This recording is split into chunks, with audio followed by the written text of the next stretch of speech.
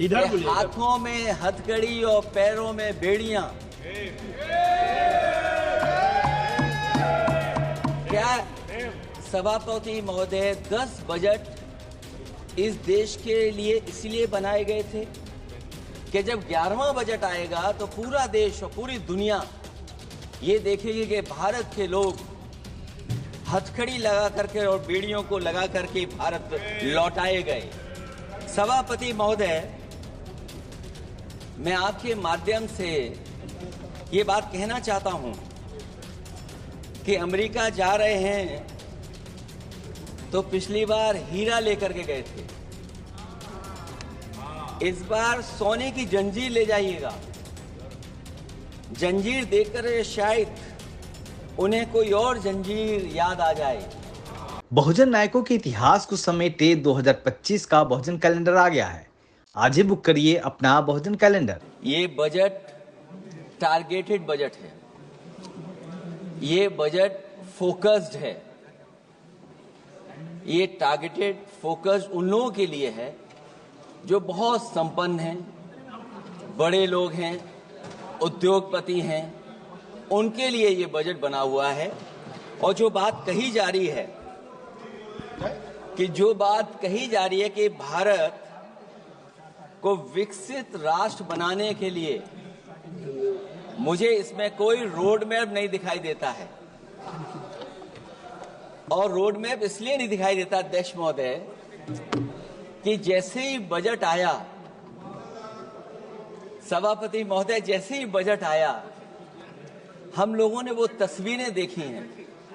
वो जो तस्वीरों में दिख रहा है, इधर हाथों में हथकड़ी और पैरों में बेड़ियां। क्या सभापति महोदय 10 बजट इस देश के लिए इसलिए बनाए गए थे कि जब 11वां बजट आएगा तो पूरा देश और पूरी दुनिया ये देखेगी कि भारत के लोग हथकड़ी लगा करके और बेड़ियों को लगा करके भारत लौटाए गए। सभापति महोदय, मैं आपके माध्यम से ये बात कहना चाहता हूं कि अमेरिका जा रहे हैं तो पिछली बार हीरा लेकर के गए थे, इस बार सोने की जंजीर ले जाइएगा। जंजीर देखकर शायद उन्हें कोई और जंजीर याद आ जाए। और सभापति महोदय, हो सके तो कुछ बच्चे और महिलाओं को अपने साथ तो नहीं, किसी और जहाज में साथ लेते आएगा। वो जहाज भी तो भारत का ही होगा। इतना हक तो उनका बनता ही है कि कम से कम दूसरों की ठगी से शिकार कुछ लोग तो बाइज्जत देश लौट सकें। वैसे सवाल ये भी है कि आपके रहते ऐसी ठगी कैसे फल फूल रही है। और सभापति महोदय, इस ठगी से सबसे ज्यादा अगर प्रभावित कहीं के लोग हैं तो वो गुजरात के प्रभावित लोग हैं। क्या यही सभापति हमारे विकसित भारत की तस्वीर है? यादव जी, आप सीनियर मेंबर हैं। सभापति पार्लियामेंट्री वर्ड जो आप बोलते हैं थोड़ा सा सोच समझ के बोलिएगा। ये ठगी वर्ड जो है थोड़ा सा इसको हटा दीजिएगा। सभापति महोदय, एक दूसरी तस्वीर में हम लोगों ने देखी, महाकुंभ जो 144 साल बाद एक झूठा प्रचार किया गया। 144 साल। सभापति महोदय, बोलने दीजिए।